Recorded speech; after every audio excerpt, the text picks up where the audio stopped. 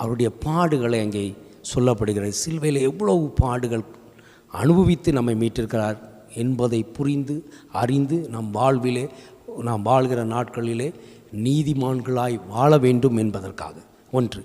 இரண்டாவது, சுமை, எல்லோருடைய சுமையும் அவருடைய திருப்பாதத்தில் வைத்து விட்டோமானால் நாம் இளைப்பாறுதலுக்காக நாம் கடந்து போகலாம். அடுத்தது, நம்முடைய சுமை நீங்கி சுகமாய் வாழலாம். அப்படிங்கிறது தான் அவர் சிலுவையிலே நமக்கு வெற்றி சிறந்து நமக்கு எல்லாவற்றையும் தந்தொள்ளினார் என்பதை புரிந்து கொள்ள வேண்டும்.